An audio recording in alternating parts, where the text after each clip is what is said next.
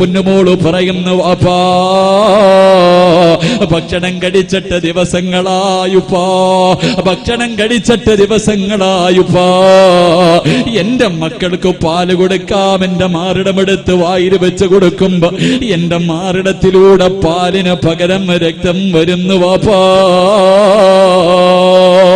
പട്ടിണി കിടന്ന് പച്ചവെള്ളവും കാരക്കയും തിന്ന് അവസാനം അതുപോലും തീർന്നു പോയിട്ട് അല്ലാഹുവേ മാറിടത്തിലെ പാല് പറ്റിയിട്ട് രക്തമിങ്ങനെ ഒലിക്കുകയാണ്. റസൂലുള്ളാന്റെ കണ്ണ് നിറഞ്ഞു പോയി. കാരണം ഒരു വാപ്പയല്ലേ തന്റെ പൊന്നുമോള് മാറിടത്തിലൂടെ പാലിന് പകരം രക്തം ഒലിപ്പിച്ചു കൊണ്ടിരിക്കുന്നു. രണ്ട് പിഞ്ചുമക്കള് വിശന്ന് കടന്ന് കരഞ്ഞ് തളർന്നു കിടക്കുകയാ. അള്ളാന്റെ റസൂലിന്റെ താടിരോമത്തിലൂടെ കണ്ണുനീരൊലിക്കാൻ തുടങ്ങി. പ്രവാചകന് വീടിനകത്ത് നിന്നിറങ്ങുകയാ. അള്ളാന്റെ റസൂല് വീടിനകത്ത് നിന്നിറങ്ങുകയാ. എന്നിട്ട് മരുഭൂമിയിലൂടെ തലകുനിച്ചിട്ട് ഇങ്ങനെ നടക്കുകയാണ്. എത്രയോ ദൂരം ഇങ്ങനെ നടന്നു. നടന്ന് അവസാനം അല്ലാഹുവിന്റെ റസൂൽ ഒരു അറാബിയുടെ ഈന്തപ്പന തോട്ടത്തിലേക്ക് കടന്നു ചെല്ലുകയാ. ഒരു അറാബിയായ മനുഷ്യന്റെ ഈന്തപ്പന തോട്ടത്തിലേക്ക് കടന്നു ചെന്നു. അറാബിക്കറിയില്ല ഈ വരുന്നത് അള്ളാന്റെ റസൂലാണെന്ന്. അറാബിക്കറിയില്ല. അള്ളാന്റെ റസൂൽ അറാബിയോട് ചോദിക്കുന്നു, മനുഷ്യ എനിക്കെന്തെങ്കിലും ഒരു ജോലി തരുവോ, എനിക്കെന്തെങ്കിലും ഒരു ജോലി തരുവോ? അറാബി പറയുകയാ, ഈ കാണുന്ന ഈന്തപ്പന തോട്ടമുണ്ടല്ലോ, വെള്ളം കോരിയിട്ട് നനച്ചാൽ ഒരു തൊട്ടി വെള്ളത്തിന് പകരം ഞാൻ 3 കാരക്ക കൂലി തരാ. അള്ളാന്റെ റസൂലിന് വല്ലാത്ത സന്തോഷമായി. തൊട്ടിയും കയറമെടുത്തുകൊണ്ട് കിണറ്റിന്റെ ചുവട്ടിലേക്ക് കടന്നു ചെന്നിട്ട് അള്ളാന്റെ റസൂല് വെള്ളം കോരുകയാ. അള്ളാന്റെ പ്രവാചകന് ഈ പ്രപഞ്ചം തന്നെ സൃഷ്ടിക്കാൻ കാരണക്കാരനായ അഷ്റഫുൽ ഖൽഖ് നബി മുഹമ്മദ് മുസ്തഫ സല്ലല്ലാഹു അലൈഹി വസല്ലമ തങ്ങള് അവിടുന്ന് വെള്ളം കോരുകയാണ്. ഒരു തൊട്ടി വെള്ളം കോരി മരങ്ങൾ നനച്ചു. രണ്ടാമതും വെള്ളം കോരി, മൂന്നാമതും വെള്ളം കോരി. പടച്ചവരെ 4ാമത് വെള്ളം കോരാ തൊട്ടിയെടുത്ത് കിണറ്റിലേക്കിടുമ്പോ സുബ്ഹാനല്ലാഹ് കയറടിഞ്ഞിട്ട് തൊട്ടി കിണറ്റില് വീണുപോയി. അള്ളാന്റെ റസൂലിന്റെ കയ്യിൽ നിന്ന് തൊട്ടി കിണറ്റിലേക്ക് വീണുപോയി. അറാബിക്ക് വല്ലാത്ത ദേഷ്യം വന്നു. അറാബി അള്ളാന്റെ റസൂലിന്റെ മുഖത്തടിക്കുകയാ. ലോകത്തിന്റെ നേതാവിന്റെ മുഖത്തെ കടിച്ചു. അള്ളാന്റെ റസൂലൊന്നും മിണ്ടിയില്ല. കിണറ്റിനകത്ത് വീണുപോയ തൊട്ടിയെടുക്കുകയാ. അവസാനം അല്ലാഹുവിന്റെ പ്രവാചകന് കിണറ്റിനകത്ത് വീണുപോയ തൊട്ടിയെടുത്തിട്ട് അറാബിയുടെ കയ്യിൽ കൊണ്ട് കൊടുത്തിട്ട് ചോദിക്കുന്നു, മനുഷ്യ എന്റെ കൂലിയൊന്ന് തരുവോ? 3 തൊട്ടി വെള്ളം ഞാൻ കോരിയല്ലോ. അറാബി അത്ഭുതത്തോടെ നോക്കുകയാണ്. അള്ളാന്റെ റസൂലൊന്നും ദേഷ്യപ്പെട്ടത് പോലുമില്ല. അള്ളാന്റെ പ്രവാചകനൊന്നും മിണ്ടിയില്ല. റസൂലുള്ളാന്റെ മുഖം ഇങ്ങനെ ചുമന്നു തുടത്ത് കിടക്കുകയാണ്.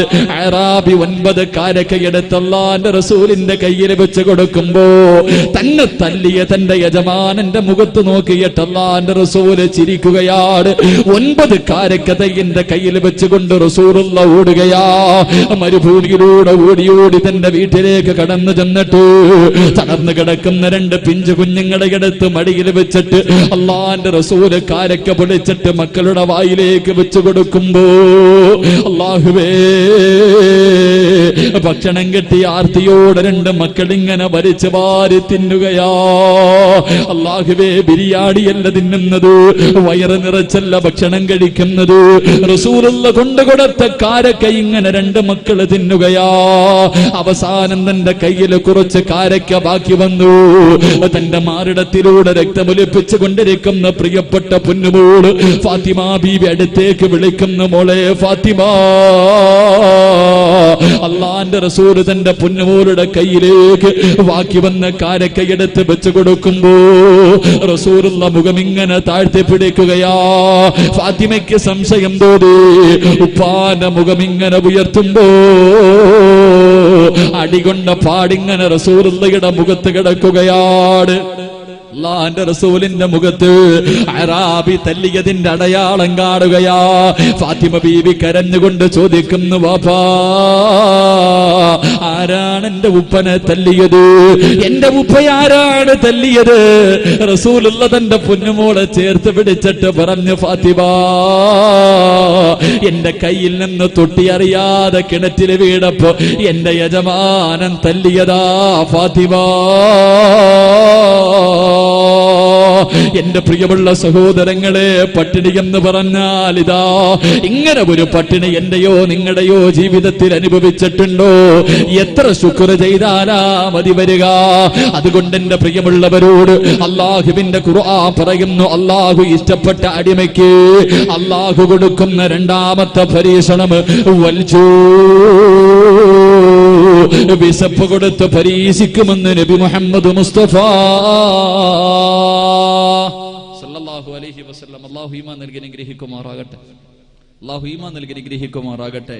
എന്റെ പ്രിയമുള്ള സഹോദരങ്ങളെ, അല്ലാഹു ഇഷ്ടപ്പെട്ട അടിമയ്ക്ക് അല്ലാഹു കൊടുക്കുന്ന മൂന്നാമത്തെ പരീക്ഷണം നിന്റെ മക്കളുടെ മയ്യത്ത് നിന്നെ കൊണ്ട് തന്നെ ഖബറടപ്പിക്കുമെന്ന് നബി മുഹമ്മദ് മുസ്തഫ സല്ലല്ലാഹു. സ്വന്തം മക്കളുടെ മയ്യത്ത് നമ്മളെ കൊണ്ട് തന്നെ അല്ലാഹു ഖബറടപ്പിക്കും. അല്ലാഹു കാക്കുമാറാകട്ടെ. അല്ലാഹു കാക്കുമാറാകട്ടെ. എന്റെ പ്രിയമുള്ള സഹോദരങ്ങളെ, 7 മക്കളുടെ മയ്യത്ത് ഖബറടക്കിയത് മഹാനായ നബി മുഹമ്മദ് മുസ്തഫ സല്ലല്ലാഹു. അല്ലാഹുവിന്റെ പ്രവാചകൻ തന്റെ 7 മക്കളുടെ മയ്യത്ത് ഖബറടക്കിയ വാപ്പയ. അല്ലാഹുവേ, നമുക്കൊക്കെ ഒരെണ്ണം പോയാൽ പറ്റുമോ? നമ്മുടെ മക്ക് മരിക്കണ്ട ഒരു രോഗം വന്നാ പറ്റുമോ? അല്ലാഹുവിന്റെ പ്രവാചകൻ സല്ലല്ലാഹു അലൈഹി വസല്ലമ തങ്ങള്, അല്ലാഹുവിന്റെ പ്രവാചകൻ തന്റെ 7 മക്കളുടെ മയ്യത്തല്ലേ ഖബറടക്കിയത്? എന്റെ പ്രിയമുള്ളവരെ, ബദർ യുദ്ധം കഴിഞ്ഞ് വരികയാണ്. 313 സഹാബത്ത് ബദറിന്റെ രണാങ്കണത്തിൽ യുദ്ധം ചെയ്തു ജയിച്ചിട്ട് എന്റെ പ്രിയമുള്ളവരെ സന്തോഷത്തോടെ പ്രവാചകൻ നടന്നു വരികയാ. അല്ലാഹുവിന്റെ പ്രവാചകൻ സല്ലല്ലാഹു അലൈഹി വസല്ലമ തങ്ങള് ബദറിന്റെ രണാങ്കണത്തിൽ യുദ്ധം കഴിഞ്ഞ് ജയിച്ചിട്ട് പ്രവാചകൻ തന്റെ വീട്ടിലേക്ക് കടന്നു വരുമ്പോ ചിരിക്കുന്ന മുഖത്തോടെ വീട്ടിലേക്ക് കയറി വരുമ്പോ ആയിഷ ബീബി റളിയല്ലാഹു തആല അൻഹ വീടിനകത്ത് നിന്ന് കരയുകയാണ്. അല്ലാഹുവിന്റെ റസൂൽ ചോദിക്കുന്നു, ആയിഷ എന്തേ ആയിഷ കരയുന്നത്? എന്തേ ആയിഷ കരയുന്നത്? യാ റസൂലല്ലാഹ്,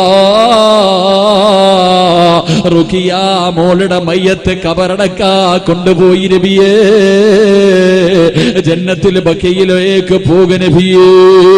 ബദറിന്റെ രണാങ്കണത്തിൽ യുദ്ധം ജയിച്ച് വീട്ടിലേക്ക് സന്തോഷത്തോടെ കയറി വന്നപ്പോ അല്ലാഹുവിന്റെ റസൂൽ കേൾക്കുന്നത് തന്റെ പൊന്നുമോള് റുഖിയ ബീവി റളിയല്ലാഹു തആല അൻഹ മരിച്ചിട്ട് മയ്യത്ത് ഖബറടക്കാ കൊണ്ടുപോയിരിക്കുകയാ.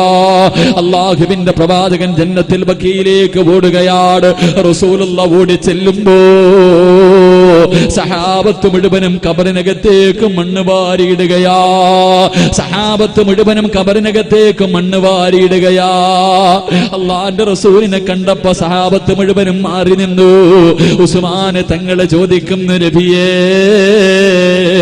മോളെ കാണണോ നബിയേ, മോളെ കാണണോ നബിയേ?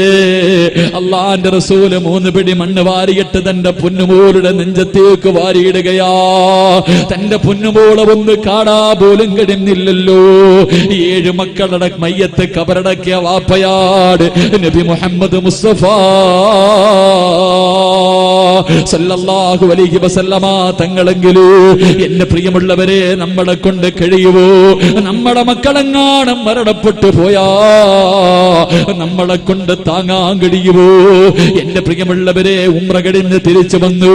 കഴിഞ്ഞ തിങ്കളാഴ്ച ദിവസമുണ്ടല്ലോ, അല്ലാഹുവേ, ഞാനൊരു മയ്യത്ത് കണ്ട ചെറുപ്പക്കാരാ, ഞാനൊരു വാപ്പയെയും ഉമ്മയെയും കണ്ട പൊന്നുമോനെ, ഞാൻ പഠിച്ച കടുവാ പള്ളിയുടെ ചാരത്ത് എനിക്കറിയുന്ന ഷാജഹാൻ എന്ന് പറയുന്ന ഒരു പ്രിയപ്പെട്ട ഉസ്താദുണ്ട്. അല്ലാഹുവേ, ആ ഉസ്താദിന്റെ മൂത്തമകൻ മൂവാറ്റുപുഴയില് ബദരിയ എന്ന് പറയുന്ന കോളേജിൽ പഠിച്ചുകൊണ്ടിരിക്കുകയാ. അല്ലാഹുവേ, ഞായറാഴ്ച വൈകിട്ട് പഠിച്ചവരെ തന്റെ ഒരു കൂട്ടുകാരന്റെ വീട്ടിൽ പോയി അവസാനം വീടിന്റെ ചാരത്തുള്ള ഒരു പുഴയിലേക്ക് കുളിക്കാനിറങ്ങിയതാ. അല്ലാഹുവേ, ഇർഷാദ് എന്ന് പറയുന്ന 18 വയസ്സുള്ള പൊന്നുമോര് അല്ലാഹുവേ വെള്ളത്തിൽ മുങ്ങി മരിക്കുകയാണ്.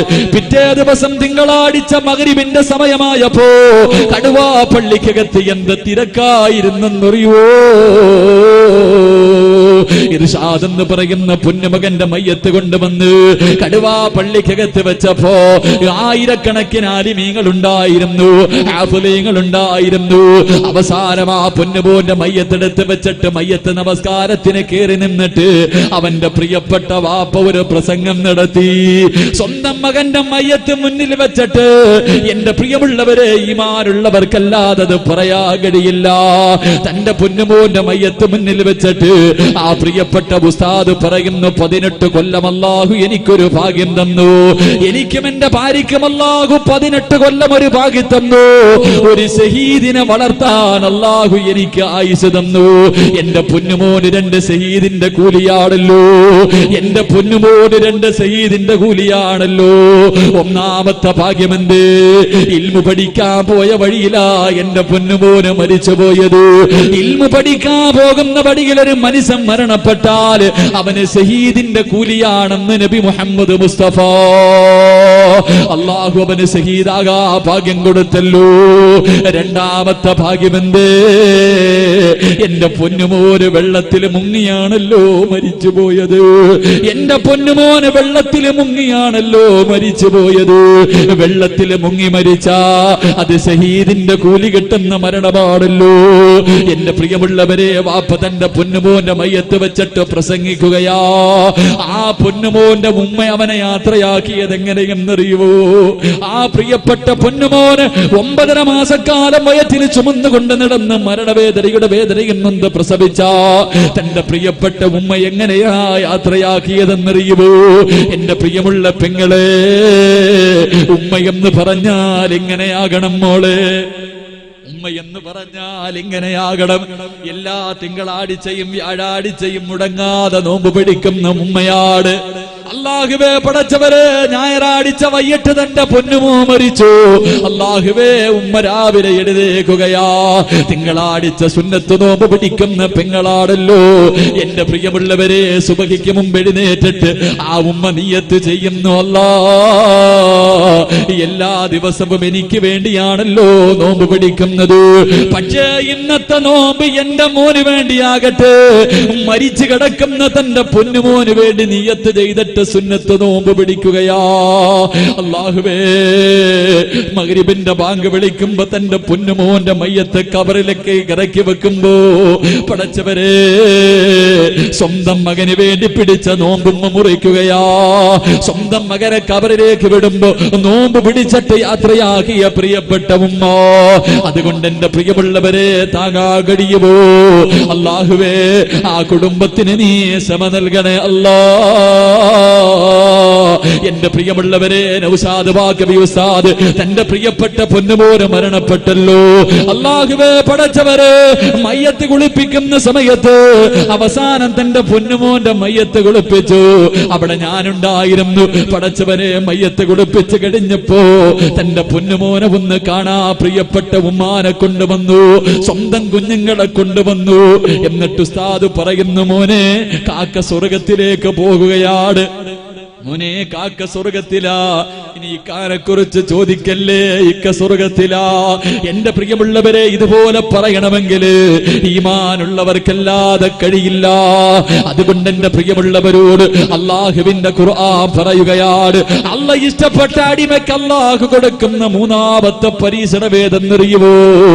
ആ മനുഷ്യനെ കൊണ്ട് സ്വന്തം മക്കളുടെ മയ്യത്ത് കബറടപ്പിക്കുമെന്ന് നബി മുഹമ്മദ് മുസ്തഫ. പടച്ച റബ്ബേ, അങ്ങനെ ഒരു പരീക്ഷണം ഞങ്ങൾക്ക് തരല്ലേ അല്ലാ. രാവിലെ കവളിലും മതന്ന് ചിരിക്കുന്ന മുഖത്തോട് ഞങ്ങളുടെ വീട്ടിൽ നിന്ന് ഇറങ്ങിപ്പോകുന്ന ഞങ്ങളുടെ മക്കളെ കാക്കടേ അല്ലാ. വെട്ടിക്കീറി ഞങ്ങളുടെ മുന്നിൽ കൊണ്ടുവന്ന് വെക്കല്ല റബ്ബേ. പടച്ചവരെ, ഞങ്ങൾ ജീവിച്ചിരിക്കുമ്പോ ഞങ്ങളുടെ മക്കളുടെ മയ്യത്ത് കുളിപ്പിക്കേണ്ട അവസ്ഥ ഞങ്ങൾക്ക് തരല്ലേ അല്ലാ. ഞങ്ങളുടെ നെഞ്ചത്ത് കിടന്നുറങ്ങിയ മക്കളുടെ നെഞ്ചിന്റെ